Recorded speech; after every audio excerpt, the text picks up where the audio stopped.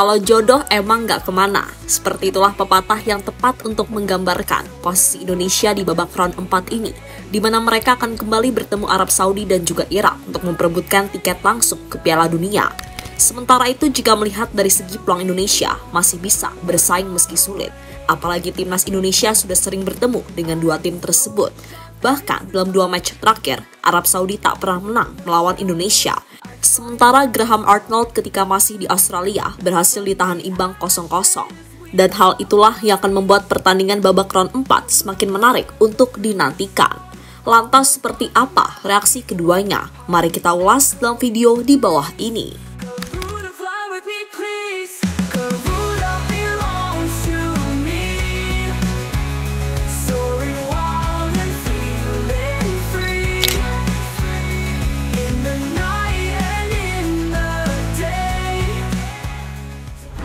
Timnas Indonesia, siapa yang menyangka bakal bisa seperti sekarang ini? Dulu, Indonesia hanya dianggap kacangan ketika tampil di event Asia. Namun sekarang, situasinya berbeda, di mana skuad Garuda mampu menunjukkan progres yang baik di bawah Sinteyong, dan kini diteruskan oleh Patrick Kluivert dan geng Belanda. Meski begitu, jangan terlena dan jangan terbuai, karena bagaimanapun persaingan di round 4 nanti sangatlah berat. Sebab tim Garuda harus bersaing dengan 2 tim yang lain yang juga tak kalah kuat, yakni Irak dan juga Arab Saudi. Dan secara ranking serta pengalaman harus diakui kalau Jay Itzes dan kawan-kawan adalah yang paling akhir. Maka dari itu Mimin katakan Indonesia punya peluang bersaing di babak round 4, tapi sulit.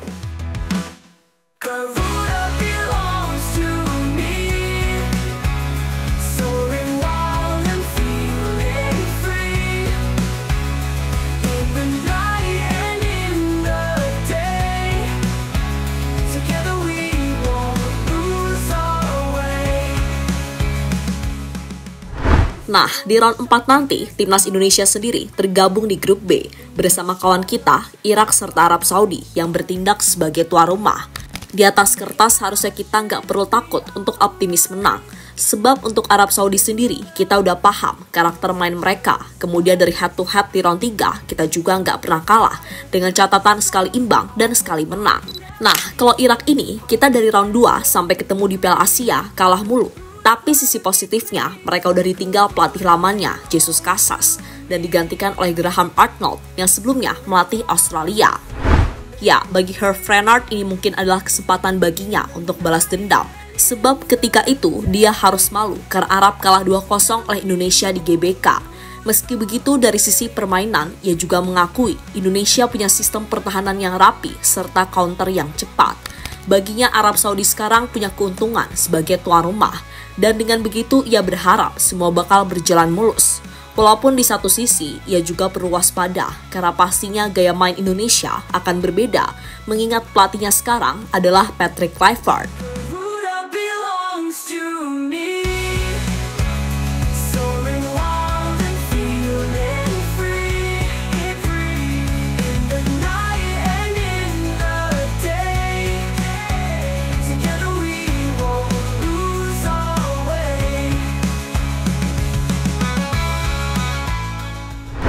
Herve Renard waspadai pemain Indonesia yang berkarir di Eropa. Kekalahan 2-0 di GBK beberapa waktu yang lalu membuat Herve Renard sekali lagi nggak bisa meremehkan peta kekuatan Indonesia. Apalagi Indonesia terus membuat kejutan dengan mendatangkan sejumlah pemain keturunan yang berkarir di Eropa, terutama soal kabar Mileno Jonathan dan juga Jairo Ridowat yang akan join di babak round 4 nanti. Membuat pelatih maco nan galak itu penasaran gimana cara PAS ASI mendapatkan pemain-pemain yang secara kualitas memang gak mencerminkan sebuah tim dari kawasan ASEAN. Ya, baginya jika semua komponen pemain Indonesia bisa bersatu, maka Indonesia benar-benar layak menjadi kuda hitam. Dan yang tak kalah mencuri perhatiannya adalah pemain-pemain belakang Indonesia. Di atas kertas memang levelnya sudah Eropa. Jay Itzes adalah back yang per musim ini jadi salah satu pemain belakang paling konsisten di Serie A. Walaupun timnya bapuk dan degradasi musim lalu, tapi secara individu, nyaris setiap laga, Bang Jay mampu tampil bagus.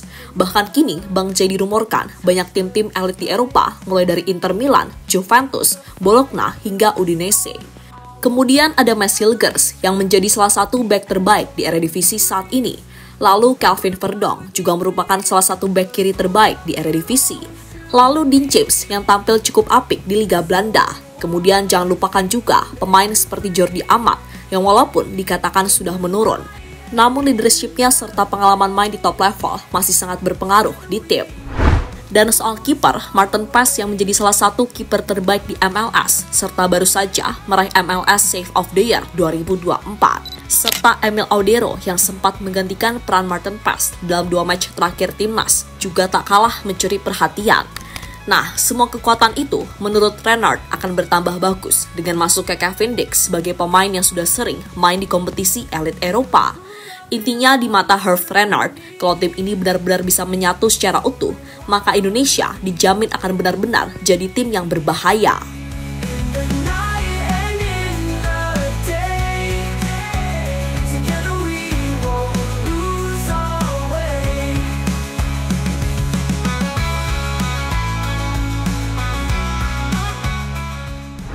Irak, mereka sudah jauh berbeda. Ya, seperti kita tahu, kalau kita punya rekam jejak yang buruk ketika bersua dengan Irak. Di round 2, kita sama sekali nggak bisa menang. Kalah 5-1 di Basra dan kalah lagi di GBK 2-0. Terus pas ketemu di Piala Asia, kita juga kalah 3-1. Sehingga biar bagaimanapun, mereka paham gimana cara mengalahkan Indonesia. Tapi sekarang kondisinya jelas berbeda, apalagi kedua tim sama-sama punya pelatih baru. Indonesia dengan Patrick Kluivert, sedangkan Irak dengan Graham Arnold. Nah, untuk Arnold sendiri, tentu kita semua masih ingat sebetulnya ketika dia masih menangani Australia hanya bisa main 0-0 lawan kita. Terlebih untuk sekarang, dia juga masih adaptasi dengan skuad Irak. Namun melihat ini semua, ia tetap yakin kalau Indonesia bukan lawan yang bisa dikalahkan dengan mudah. Dan menurutnya, PSSI pasti akan berusaha menambah kekuatan demi misi lolos ke Piala Dunia. Jadi kejutan demi kejutan yang akan dilakukan oleh PSSI itulah yang kemudian membuat respect para calon lawan Indonesia di babak round 4 nanti.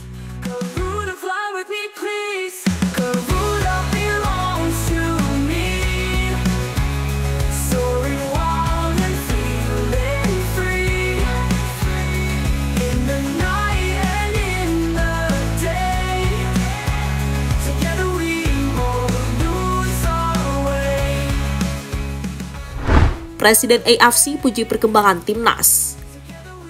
Sementara itu, melihat performa serta progres Indonesia yang benar-benar mengejutkan, membuat Presiden AFC, Sheikh Salman bin Ibrahim Al Khalifa, secara khusus kembali memberikan pujiannya. Menurutnya, Indonesia bisa menjadi contoh bagi negara lain di Asia soal gimana mengembangkan pemain muda, di mana hal itu terbukti dengan mayoritas pemain timnas U23 Indonesia yang kini juga menjadi tulang punggung di timnas senior. Dan tentu saja itu adalah langkah yang sangat positif untuk menciptakan sebuah tim nasional yang siap bersaing di masa depan. Hanya sedikit tempat di dunia yang mempunyai gairah yang begitu besar terhadap olahraga indah ini selain Indonesia. Kami yakin PSSI dan pemerintah Indonesia akan memberikan panggung yang sangat baik bagi para bintang sepak bola di masa depan untuk tampil bersinar. Ungkap Sheikh Salman bin Ibrahim Al Khalifa dikutip dari situs AFC.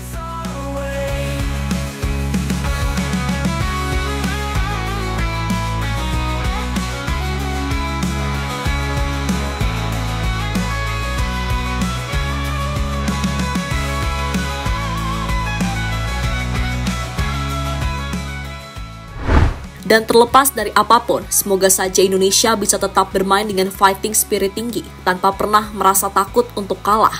Karena sekali lagi, tensi di round 4 pasti beda dan pressure-nya lebih berat. Intinya, kita harus beri support penuh untuk bisa wujudkan mimpi Indonesia ke panggung dunia.